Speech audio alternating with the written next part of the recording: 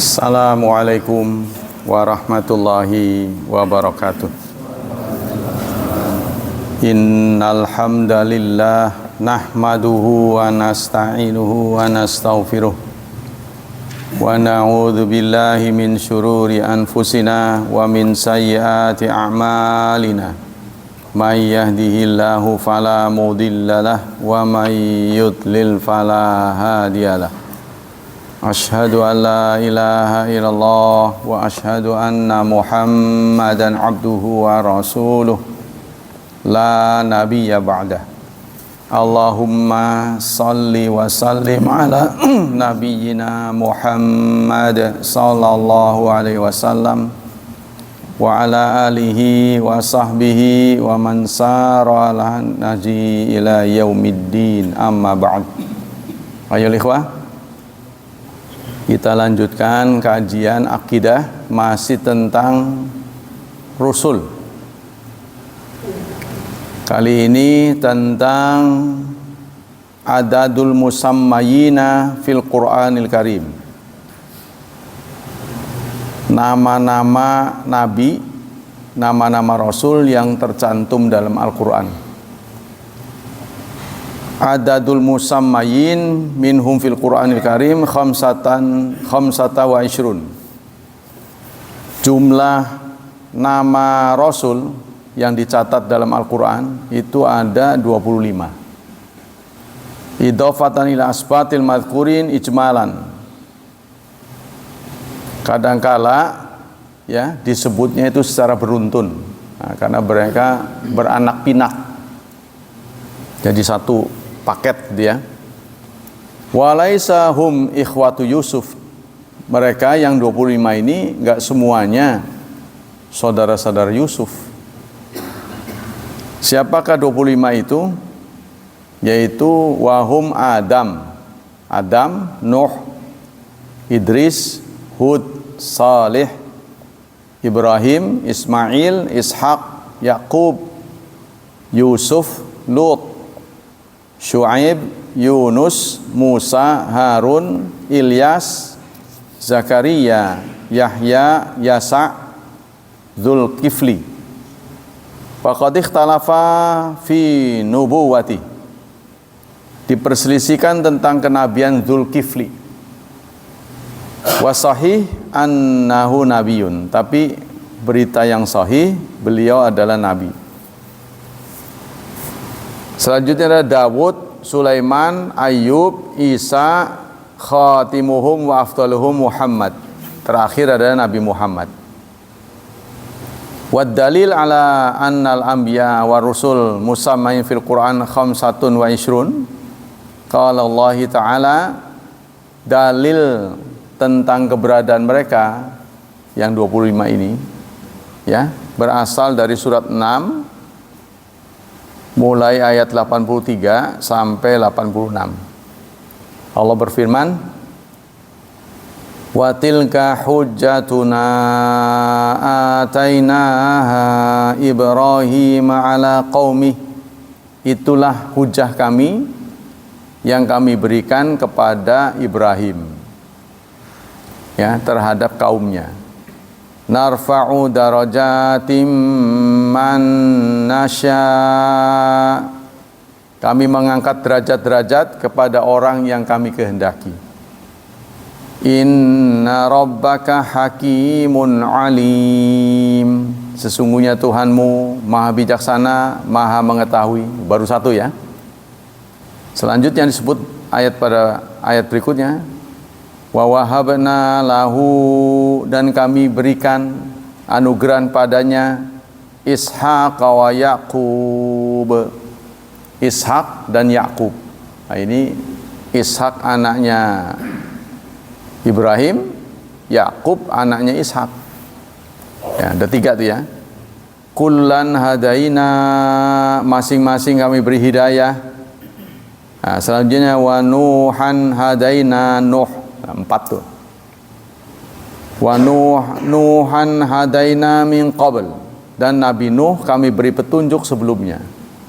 Wa min dzurriyyati, dan anak-anaknya Dawud. Dawud, Sulaiman, wa Ayyub, wa Yusuf, wa Musa, wa Harun. Tuh, udah berapa tuh beruntun tuh? 1, 2, 3, 4, 5, 6, 7, 8, 9, 10. Nah. Wa Zakaria 11, wa Yahya 12, wa Isa 13, wa Ilyas kullum minas salihin, wa Ismail wal Yasa wa Yunus wa Luta. Ismail, Yasa, Yunus, Lut. Wa kullan faddalna 'alal alamin. Masing-masing kami lebihkan di atas orang-orang biasa. Ya, ini ya. Dalam surat 6. Fahaula tsamaniyata asyarawah. Nah, semua ini ada 18 di sini. Ya, di ayat ini ada 18. Wahidan minhum dzakaru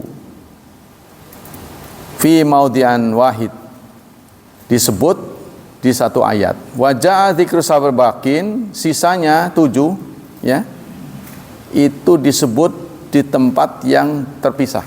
Nah, kalau ini 18 ayatnya beruntun. Mana sisanya 7? Pertama dalam surat 7 ayat 65. Wa ila adin akhahum huda. Dan kepada Ad kami utus saudaranya. Ad itu kaumnya, nama kaum, nabinya namanya Hud, Nabi Hud. Itu surat 7 ayat 65 19 ya.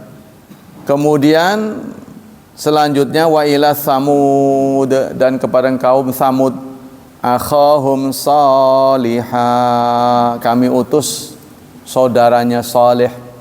Udah 20. Surat 7 ayat 73.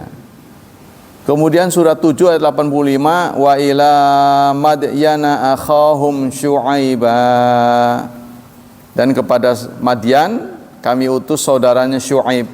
Ya, 21. Wa qala sallallahu alaihi wasallam fi dzikri Adam. Kemudian Allah berfirman tentang Adam. Ini Adam terpisah. Innallaha astafa Adam wa Nuha wa ala Ibrahim wa ala Imran 'alal alamin. Surat 3. Ya, surat 3 ayat 33. Disebut 3 ini. Adam, Nuh. 2 ya. 22 udah ya. Sesungguhnya Allah memilih Adam dan Nuh dan keluarga Ibrahim dan keluarga Imran. Meskipun Imran disebut, tapi dinyatakan bukan nabi. Imran, sehingga menjadi nama dari surat ketiga, Alu Imran. Nah, tapi Imran sendiri nggak disebut sebagai nabi. Nggak ada Nabi Imran. Ya. Fi dzikri Idris. Kemudian di surat ayat yang lain disebut Idris. Wa dzil kifli. Nah, surat 21 ayat 85. Wa Ismail, dan Ismail, wa Idris wa dzal kifl. Ya, Idris, Dzulkifli. Kullum minas sabirin. Udah 24 ya. Surat Anbiya ayat 85. Terakhir Muhammadur Rasulullah, surat 48 ayat 29. Lengkaplah 25. Cuma 25 nabi ini ada ceritanya, ada yang kiprahnya sedikit, ada yang diceritakan panjang lebar. Tapi ada yang nyaris tidak ada, gak diceritain. Disebut namanya tapi gak ada ceritanya. Ya, contohnya Idris. Ya, cuma disebut wa rafa'nahu makanan aliyya, kami angkat dia di tempat yang tinggi. Asal muasalnya bagaimana itu tidak ada beritanya dalam Al-Qur'an. Maka harus dicari dalam hadis. Wa qad dzakara ba'da haula al-anbiya fi mawadi'a muta'addidan minal Qur'an. Nabi-nabi ini ya disebut di tempat-tempat yang berbeda. Ka Ibrahim wa Musa wa Isa wa Muhammad, seperti Ibrahim, Musa. Ini paling banyak ini. Makan banyak ayat ya. Fi suhufi Ibrahim wa Musa. Ibrahim dan Musa. Kemudian Isa, Muhammad wa ghairuhum alaihim jami'an assalatu wassalam. Wa sammalana nabiyyu minhum mimma saha anhu Yusha bin Nun. Nabi juga menyebut ada nabi lagi namanya Yusha bin Nun. Tapi tidak ada listnya dalam Quran. Ya, apa kesaktian Yusha bin Nun atau mukjizat ya? Kalau bahasa persilatan kesaktian. Fata Musa, dia adalah pemudanya Nabi Musa. Jadi saat Musa hidup pernah ditemani oleh seseorang ketika menjumpai Nabi Khidir mau belajar tuh, ya. Lalu sebagai tanda bahwa Nabi Khidir ada, ketika ikan yang dibawa buat lauk, ya, terlepas masuk ke dalam air, hidup lagi.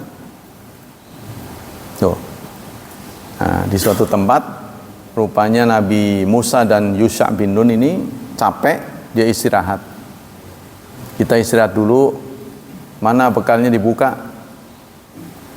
Nah, ikannya mana? Waduh, ikannya tadi lepas. Lepas di mana? Oh, kamu nggak ngomong katanya. Sebab itu tanda dari Allah, disitulah kita berguru.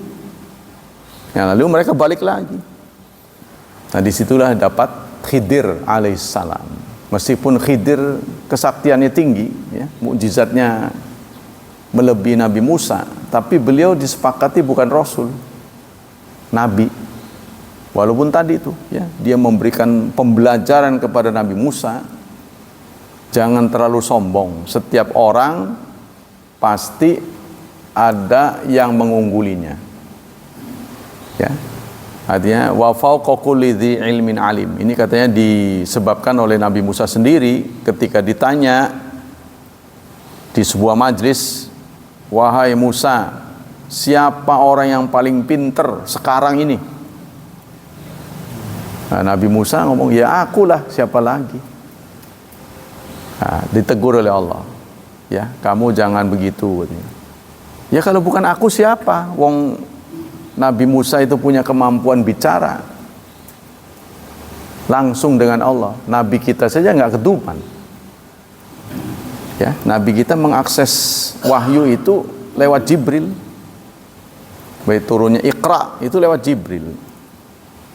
Satu-satunya yang didokumentasikan Quran, beliau menerima langsung dari Allah itu ketika Isra Mi'raj. Surat An-Najm, ya. Wan najmi idza hawa ma sahibukum wa ma ghawa wa ma yantiqu 'anil hawa in huwa illa wahyu yuha idz yaghsha sidrah. Nah, ketika beliau mendekati sidrah, malaikat Jibril pamit tidak mengawal beliau. Kenapa saya nggak ditemenin sampai selesai? Bukan level saya, katanya. Nah, malaikat Jibril undur diri. Nah, beliau nyamperin langsung ke sana.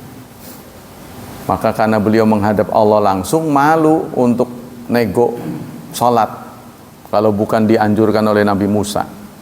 Tadinya kan 50. Ya, Anda bisa bayangkan kalau sholatnya 50 waktu atau 50 rakaat. Jadi 5 itu kan waktu, 50 waktu. Berapa menit sewang itu? Ya. Wong kita jamnya cuma 24. Berarti setengah jam sewang. Kan bagi 2 aja udah 48. Kamu nggak bakal kuat. Umat saya yang fisiknya gede-gede aja nggak kuat. Nah itulah naik turun, dipotong 5, sampai terakhir 5. Setelah dapat 5, Nabi Musa kembali memberikan anjuran untuk nego lagi. Kalau saya yang ditanya, mak iyalah ya, nego lagi. Kalau bisa jangan 5, kan? Paling enggak 5 itu digeser ke waktunya, subuh jam 6 tak gitu. Kalau boleh. Tapi rupanya Rasulullah SAW malu. Udah terlalu banyak warawiri nawar mulu. Maka sudah enggak komplain lagi, enggak. Nah, 5 ditetapkan berganjaran 50. 5 direken 50. Maka 1 man ata. Dalam Quran kan ada tuh. Bihasanatin ya. Apa tuh ayat? Falahu asyru amthaliha. Barang siapa yang mendatangi 1 hasanat, 1 kebaikan, maka dia mendapat 10. Nah, jadi sebenarnya kalau dihitung adil, Allah nggak adil. Ya, Allah memanjakan kita. Karena melakukan kebaikan dibayar 10. Kalau melakukan kejahatan 1, tetap 1, min 1. Tapi kalau kebaikan 1 min 10. Minimal itu. Sampai dengan batas yang tidak ditentukan. Katanya sab'ata sampai 700 ya. Sampai batasnya 700. Ini diserahkan mekanismenya pada malaikat. Menilai kebaikan ya. Kita akan kembali sini. Di sini akan disampaikan tentang hadis ya, kesaktian bahasa persilatan. Kalau kita mukjizat, Yusha bin Nun, pemuda yang menemani Nabi Musa. Jadi Nabi Musa targetnya itu mencapai Palestina, Futuh Palestina. Kalau Nabi kita kan Fathu Makkah, tercapai ya. Beliau diusir dari Mekah, tapi beliau bisa kembali ke situ dengan akrab. Ini kan sesuatu yang sulit ya. Dia dimusuhi, dia diusir, tapi dia bisa pulang lagi disambut dengan gembira. Bisa menaklukkan Mekah. Nah itu. Kemudian disitulah dia pidato Rasulullah, namanya Hajjah Wada', haji perpisahan ya. Di Arafah. Beliau mengatakan kemungkinan aku tidak bisa berpidato seperti ini lagi. Ya, maka beliau di pidato terakhir di depan khalayak, mungkin jumlahnya paling banyak sepanjang beliau hidup, karena di Arafah ya. Beliau berwasiat 3 hal, kamu harus pegang baik-baik. Pertama adalah darahmu. Tidak boleh kamu menumpahkan darah kecuali bil haq. Yang kedua, hartamu. Jadi darah, harta, dan kehormatan.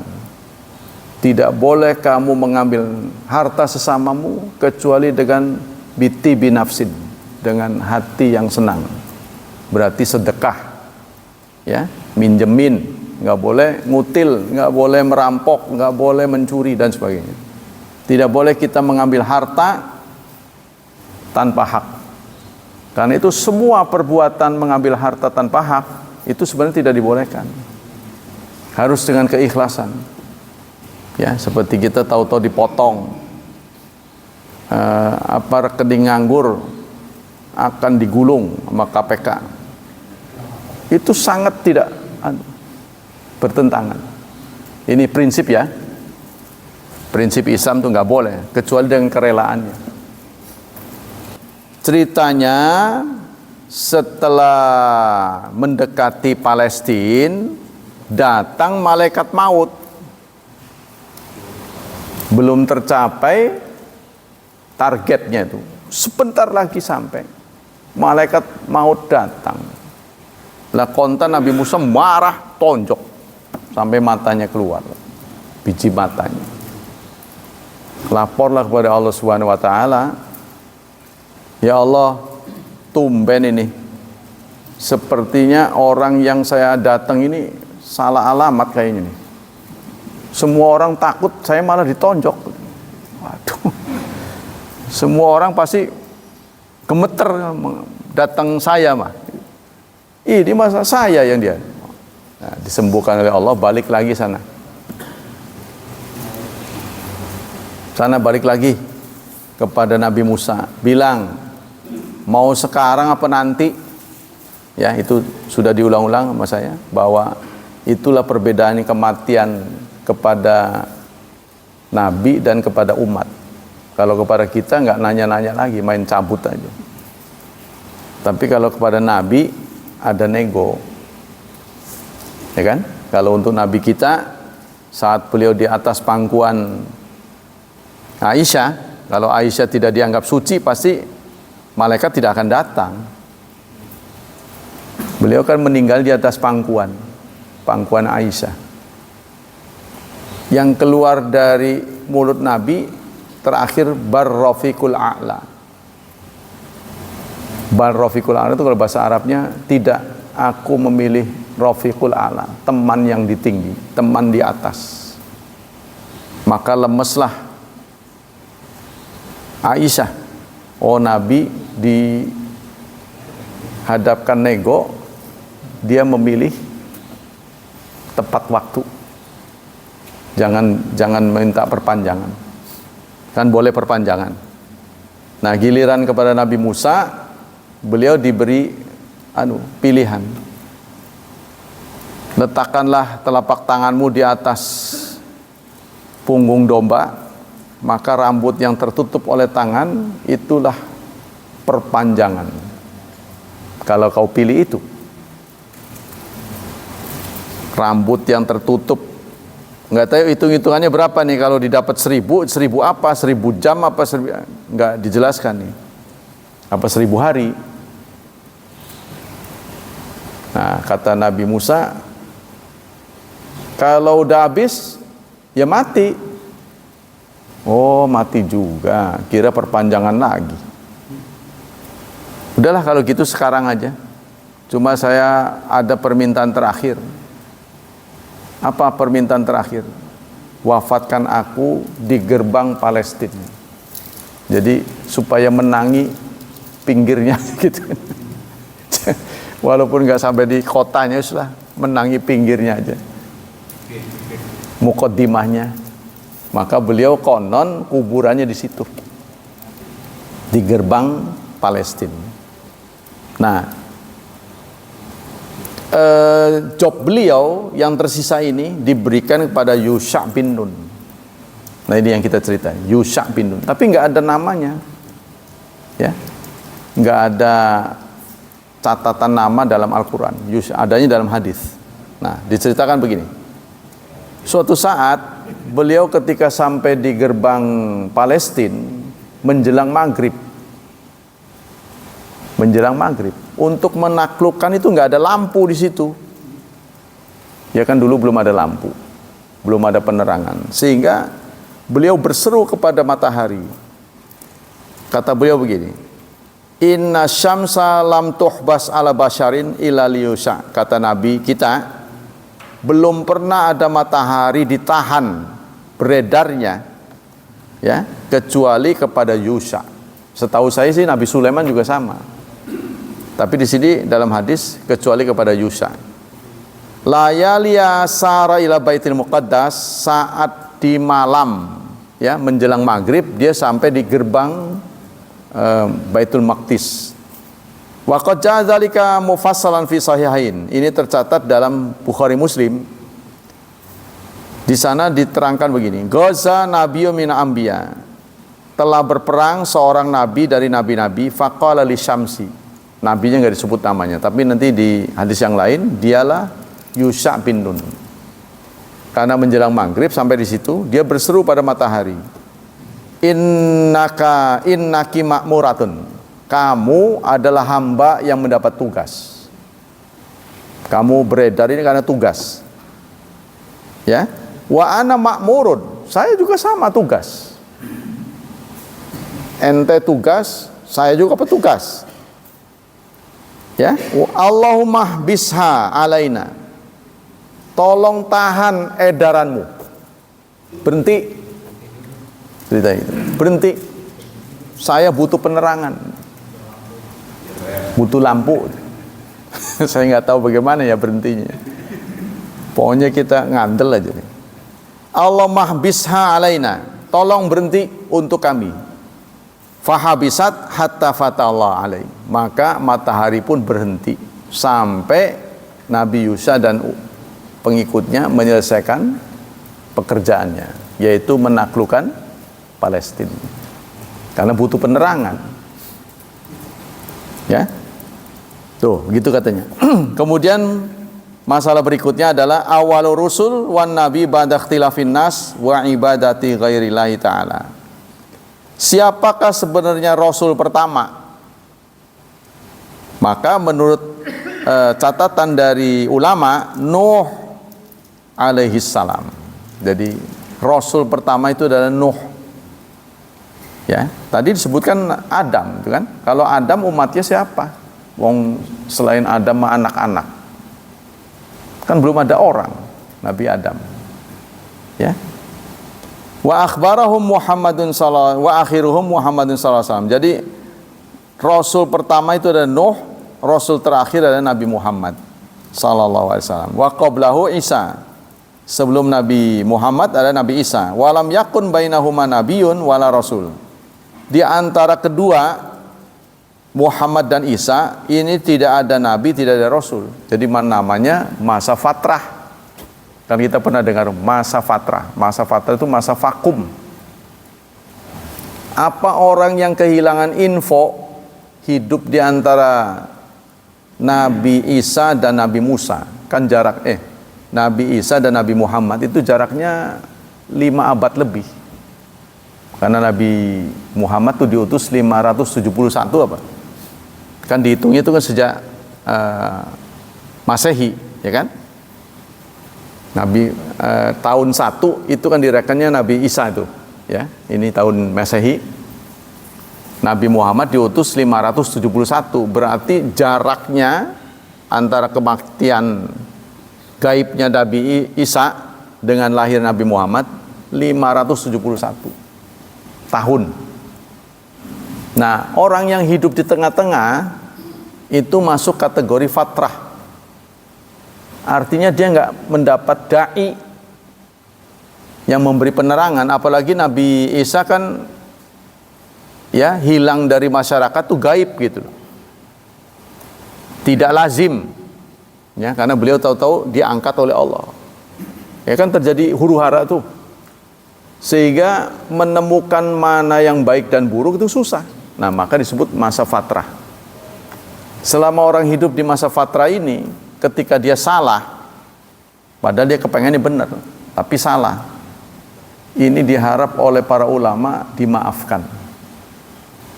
Contoh yang hidup di masa fatrah itu adalah ibu Nabi Muhammad SAW. Begitu juga ayah beliau. Ya, bagaimana nasib mereka? Ya wallahu alam.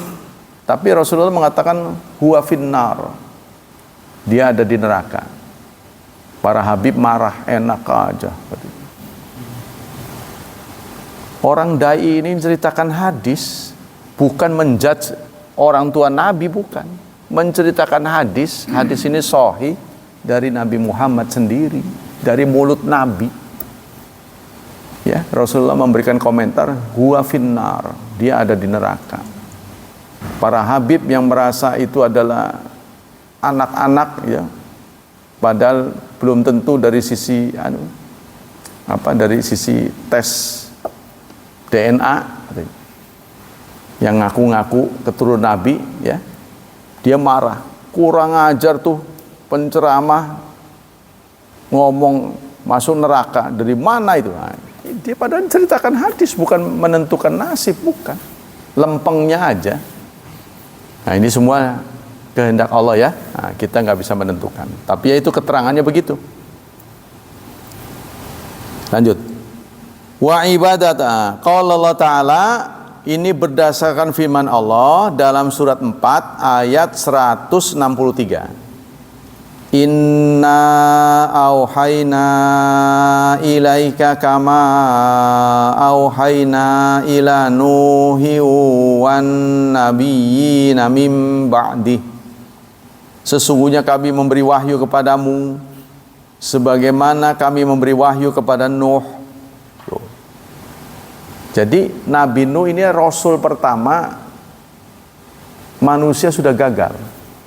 Ya, terjadi tsunami hebat kan? Nah, waktu itu belum ada nama tsunami, tapi tsunami pertama yang terjadi di dunia diduga yang terjadi pada kaumnya Nabi Nuh. Tsunami hebat sehingga binatang-binatang purbakala musnah.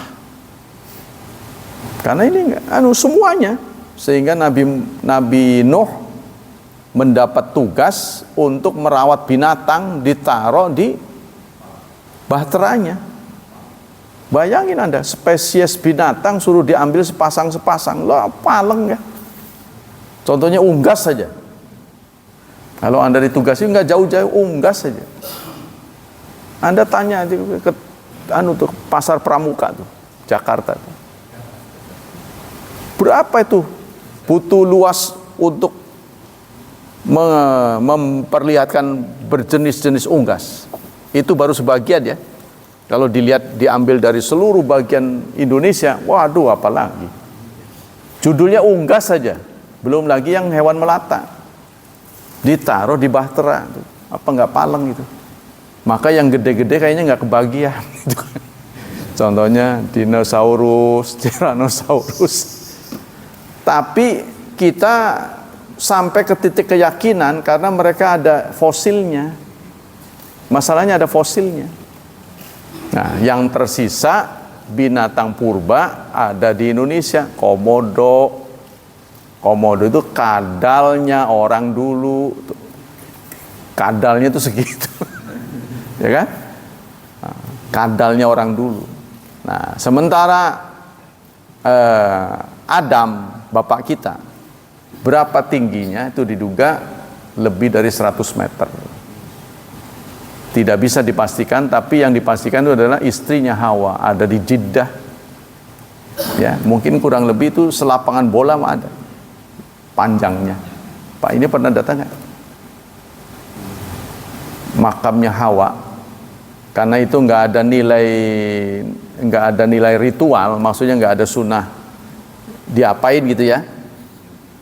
Jadi nggak ada berita dari Nabi sunnah ke situ gitu, nggak ada. Makanya itu dijaga ketat. Nah, sekarang ada di pinggir jalan persoalannya. Kalau pada ke situ ya mengganggu lalu lintas, maka hanya melintas saja. Ya panjangnya segitu. Saya pernah melintas di Jeddah namanya. Jeddah itu disebut Jeddah karena artinya nenek. Jeddah itu artinya nenek.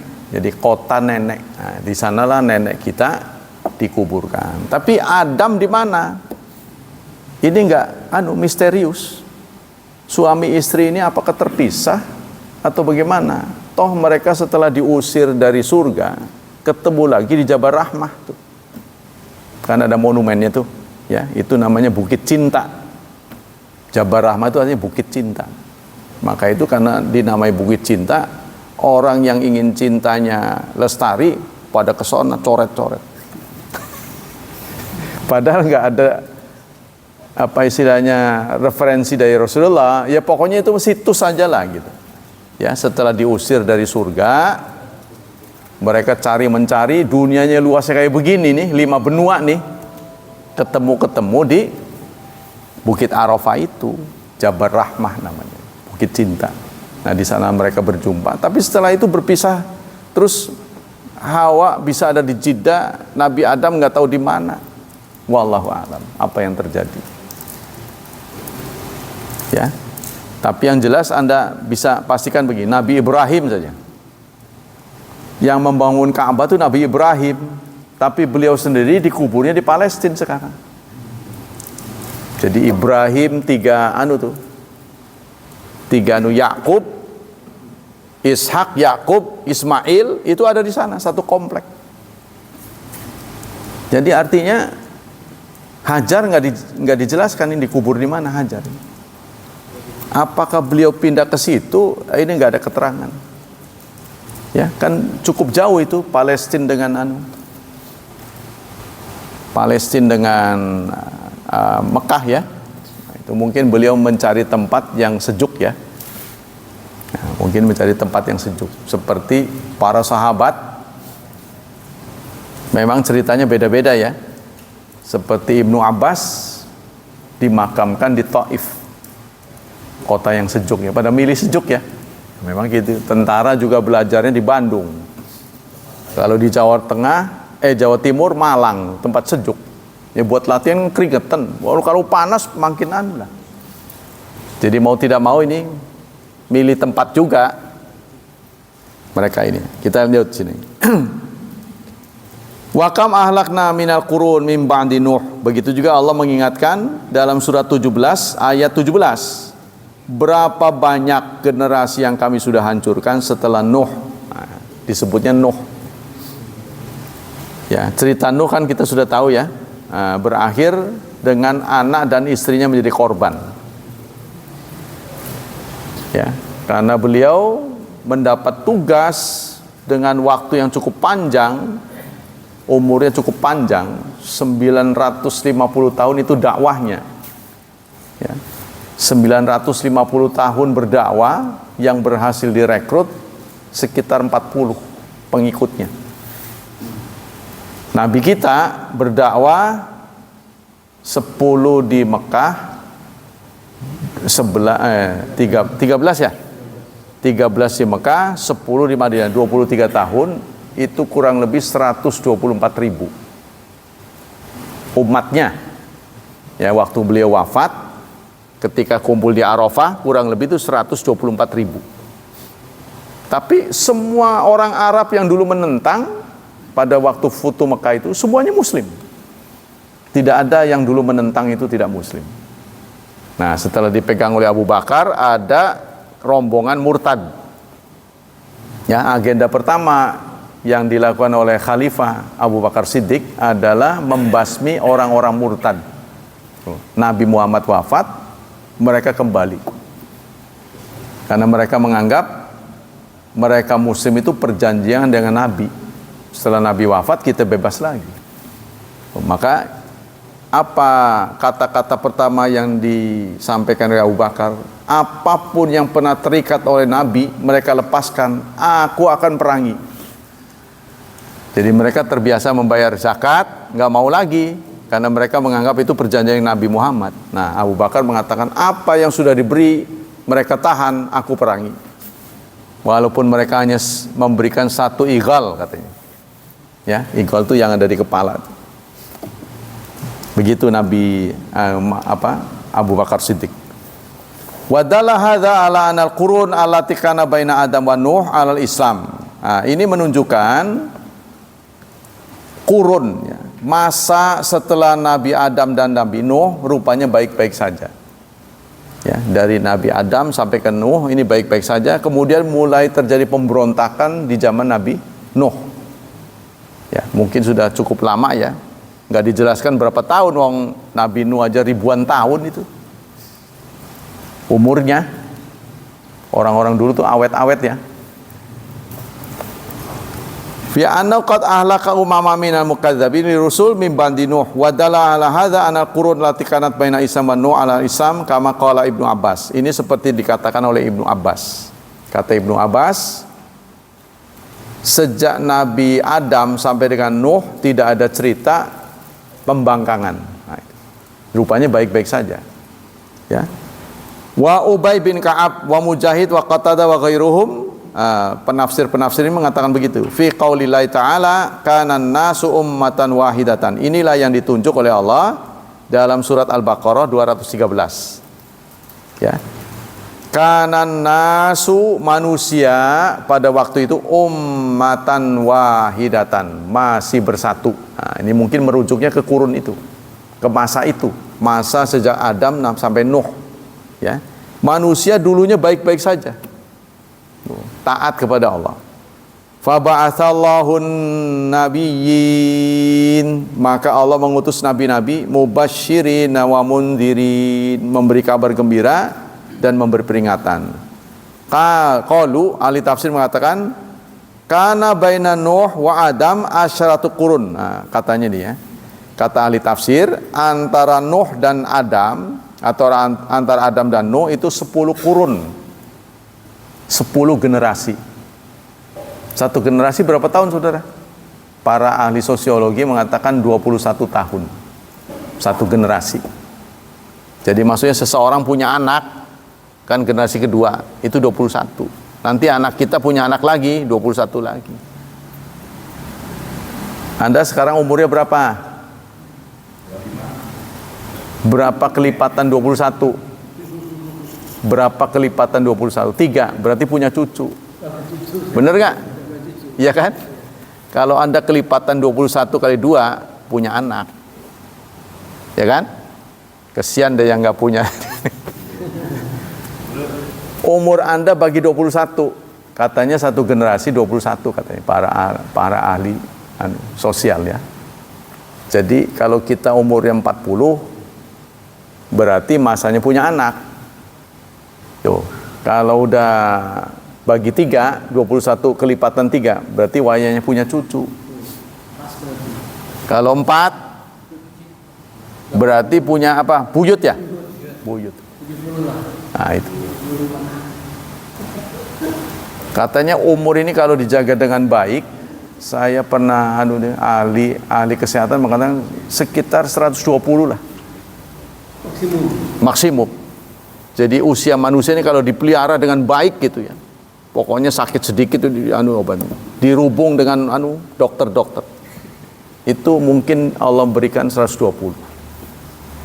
Jadi kebanyakan seperti yang disabdakan oleh Nabi, kematian umatku disebabkan oleh ain katanya. Ini masih menjadi misteri saya juga. Ya, jadi kebanyakan kematian umatku karena dengki orang di sekitarnya. Jadi kan mata ain itu mata, artinya mata yang melihat masuk ke dalam hati, hatinya nggak bersih. Mentang-mentang itu. Mungkin kita nggak pernah tahu orang ngelihat. Maka kita dilarang pamer. Kelakuannya jelek, orang bukan jelek. Iya gitu. Wa amma bi ni'mati rabbika fahadits. Kalau urusan akhirat diceritain, urusan dunia jangan. Katanya gitu kan, kita kan terbalik. Ya, yang diceritain urusan dunia. Maka di Darul A'agim setiap ngumpul Darul Tauhid sebelum penceramah memulai itu biasanya ada orang-orang yang punya cerita unik religius, dia diminta cerita. Yaitu dalam rangka wa amma bi ni'mati rabbika fahadits. Saya bisa kesini alhamdulillah karena berteman dengan orang baik, cerita gitu. Tapi ada juga yang saya kesini nggak tahu saudara menilai saya ikhlas apa enggak. Saya pengen punya istri yang solehah. Iya, ada yang terus terang gitu. Kan orang umum nggak ada beban. Aman santri mah takut ngomong. Santri kepada gurunya kan takut. Tapi orang umum nggak, bebas ngomong. Terserah orang mau nonton. Terus terang aja saya mau cari. Saya udah nggak bener nih. Tapi saya nggak kepengen anak saya nggak bener gitu. Maka saya pingin cari yang solehah di sini. Gitu. Itu dia terus terang. Ya itu ceritanya gimana dia bisa terinspirasi mencari yang begitu, dia cerita panjang lebar. Itu biasanya sebelum sesi ceramah itu orang yang hadir tuh, ya. Dan itu luar biasa gerakan dari A'agim. Cuman satu saja kesalahan dipandang oleh orang banyak, poligami. Kalau dianggap kesalahan, menurut saya sih bukan kesalahan, tapi orang melihat itu sebuah kesalahan. Rontok semua. Ya. Ini jahatnya orang menilai ya. Padahal beliau baik-baik saja, itu mau urusan keluarga biarin aja. Tapi orang menilai begitu, langsung runtuh. Saya turut sedih itu karena saya juga dulu ikut meramaikan dakwah beliau. Sebulan sekali saya diundang ke Jakarta, Cipaku, ceramah. Nanti gantian lagi siapa? Itu ceramahnya bukan sebulan sekali, bukan saya dapat gilirannya. Nggak tahu dia seminggu 2 kali, pokoknya digilir lah penceramah Jabodetabek. Oh, gitu. Saya kena anunya juga. Beliau runtuh ya ikut, ya berimbas. Iya. Jadi media saya berkurang gitu kan. Kita kembali. Wa thabata fi hadits syafaat al-masyhur at-tawil. Kemudian ada lagi hadis tentang syafaat yang cukup panjang. Di antara hadis itu dipotong. I'tu Nuhan. Ya, saat orang-orang berkumpul upacara di alam mahsyar. Kan itu tahu sendirilah, orang dikumpulkan dalam jumlah cukup besar. Kita nggak tahu berapa jumlahnya orang nih. Dari Nabi Adam sampai manusia terakhir. Ya, dikumpulin di alam mahsyar. Itu nggak mulai-mulai, kan resah itu. Kapan mau selesainya kalau mulai aja belum? Maka mereka berbisik-bisik. Kapan sih mulai ini? Kapan panasnya bukan main, katanya gitu. Karena bumi ini flat. Tidak ada turunan, tidak ada tanjakan. Datar semua. Pohon-pohon nggak ada. Ya, matahari didekatkan. Ya, Anda tahu sendiri lah kalau di Arafah itu bagaimana. Atau kalau kita jalan dari maktab ke Masjidil Haram, ya kan? Walaupun banyak gedung, panas sih bukan main itu. Contohnya begitu. Lah ini flat. Terbayang oleh Anda flat, tidak ada gedung, tidak ada pohon. Waduh, gimana? Iya. Manusia waktu itu tampil apa adanya. Ya. Kelaminnya berkhitan lagi, bukan berkhitan, berkulup lagi. Kata Aisyah, nggak malu tak? Boro-boro Aisyah mikirin gituan katanya. Aisyah kan cerdas. Nggak malu tak itu? Ya boro-boro mikir gituan Aisyah itu. Mikir nasib kita juga nggak kebayang nih gimana ini. Masih lugu Aisyah. Sukanya letuk dia. Ya celutukan Rasul Aisyah itu bikin geli Rasulullah kan, seperti Yahudi kan pernah itu salamnya dengan alaikassalam ya Rasulullah, alaikassalam ya Muhammad gitu kan. Tidak mengucapkan salam tapi sam, kan Aisyah yang nyeletuk. Kamu yang celaka, kamu yang itu. Ngomel. Jangan begitu dong gitu kan. Sayang gitu kalau bahasa kita. Kamu nggak denger sih. Ngomong apa tuh dia? Saya dengar, tapi kita nggak boleh menghadapi keburukan dengan keburukan. Ya, Nabi itu sopan. Nah, kita kembali sini. Jadi katanya mau memulai upacara aja orang udah resah. Bagaimana ini ngomong ke siapa? Tuh. Pasti kan kita usul ke pimpinan naik terus sampai kemudian Nuh. Nabi Nuh aja, Nabi Nuh datengin. Fainau awala rasulin ba'athallahu ila alil ardi. Alasannya adalah karena beliau adalah rasul pertama di bumi ini. Ya kita minta kepada Nuh. Semuanya sungkan apes. Semua nabi-nabi. Woi, jangan saya lah, saya anak saya, istri saya aja pada kafir. Jangan saya tidak berprestasi. Datang lagi kepada Adam. Ini Abul Bashar, ya, bapak kita. Waduh, jangan saya jadi hukum gara-gara iya itu kan Bakhuldi. Pokoknya semua mengemukakan kesalahan-kesalahannya sampai ke nabi kita. Ya, bismillah ya. Beliau salat, kemudian angkat kepalamu dan ajukan permintaan. Nah, gitu kata Allah kepada nabi kita. Ini tolong nih upacara dimulai. Jadi mau memulai upacara saja orang takut. Wala yaqulu ila hamsa. Mereka tidak ada yang protes, khususnya bisik-bisik. Kapan? Enggak ada yang berani. Nah, itulah mereka menuturkan kepada Nabi. Maka terlihatlah syafaat pertama yang Rasul berikan justru kepada manusia seluruhnya. Bukan saja kepada umatnya saja. Memulai upacara itu, ya, itu dimulai dari permintaan dari Nabi Muhammad sallallahu alaihi wasallam. Mulailah upacara. Selanjutnya, adadur rusul, bilangan rasul. Wa ya'taqil muslim anna Allah taala siwa haula anbiya wa rusulan kathirin. Berapa sebenarnya jumlah rasul Nah, menurut akidah orang Islam, nabi-nabi yang tadi disebut itu tidak mewakili seluruhnya. Ya, nama-nama yang 25 itu bukan berarti cuma 25. La yurafu asmauhum wala adaduhum wala asmanuhum wala tafasilu hayatum. Yang sebenarnya adalah tidak ada bilangan pasti, ya, tidak ada daerah pasti, tidak ada waktu pasti yang Allah utus kepada rasul-rasul. Maka kalau berasal dari sini boleh jadi, ya, seperti dulu ada Sokrates, ya, ada siapa tuh, Plato, ya, salah satu penegak kebenaran.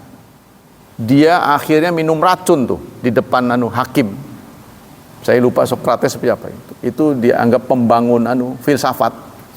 Ya. Diduga dia bisa mengenal kebenaran. Itu tidak mungkin manusia bisa mengenal kebenaran kecuali dari Allah. Nah, diduga oleh para pemikir, boleh jadi mereka nabi yang tidak dicatat namanya. Sebab manusia tidak akan menemukan kebenaran kecuali dari Allah. Tuh, katanya gitu. Waqat waradat i'daduhum fi ahaditsin mutakallam fi asanidiha. Memang ada hadis, cuma dipersoalkan tentang sanad, benar apa enggak. Fa yu'minu bi imanan mujmalan. Maka sebaiknya kita beriman secara utuh, ya. Jadi nabi itu tidak diketahui jumlah pastinya. Cuma yang 25 itu adalah nabi yang namanya ada gitu. Wa dalil ala anna anbiya Allah wa rusula katsirun la yurafa asmauhum wala adadum wala tafasilu hayatim ila khaliqum wa mursilihum. Qala Allah Ta'ala, ini berdasarkan surat 40 ayat 78. Surat Ghafir atau surat Mukmin, ya. Surat 40 ayat 78 Allah berfirman, walaqad arsalna rusulam min qablik. Sungguh-sungguh kami telah mengutus utusan-utusan sebelummu. Minhum man qasasna alaik. Sebagian dari mereka kami kisahkan. Ada yang kami kisahkan. Wa minhum malam taksus alaik. Dan sebagian mereka tidak kami kisahkan. Jadi di surat ini Allah menyatakan nabi-nabi yang kami utus itu ada yang kami cantumkan namanya, kami ceritain, ada yang enggak. Nah, karena Allah memberikan peluang ada yang enggak, berarti tidak tercatat jumlahnya berapa, mereka tugas di mana, itu kan. Ya, karena hidup kita ini enggak tahu sudah berapa abad gitu kan, sebelum Masehi, seperti Buddha kan sebelum Masehi itu, seperti Siddhartha Gautama. Ini nabi bukan? Ya, kalau menurut kita nggak ada catatannya. Soal orang Buddha sekarang menyimpang, itu bukan terjadi pada Buddha saja, orang Kristennya begitu. Dulunya benar, lempeng. Karena Siddhartha Gautama juga mengajari kebenaran. Ya, dia adalah anak seorang raja yang tidak pernah diberitahu kesengsaraan. Dia penasaran, setiap keluar istana dikawal, nggak boleh masuk lagi. Jadi yang dia lihat baik-baik saja. Tapi dia nggak percaya. Lalu diam-diam tanpa pengawalan dia keluar. Nah, dia banyak menjumpai orang miskin, orang tidak mampu. Disitulah dia baru sadar bahwa hidup dia itu tidak benar. Maka diceritakan dia kemudian keluar dari istana, tidak lagi mau menjadi raja. Nah, ini kisah bahwa seorang nabi itu dari keturunan terbaik, itu sama dari Nabi Muhammad juga sama. Dipilih suku yang terbaik. Ya, lalu dia mengajarkan kesederhanaan. Asli orang Buddha itu hidupnya sederhana. Maka dia anunya aja samsara. Yang di Indonesia kadang sengsara. Jadi moto hidup dia, susah di dunia itu akan mewakili nikmat di akhirat.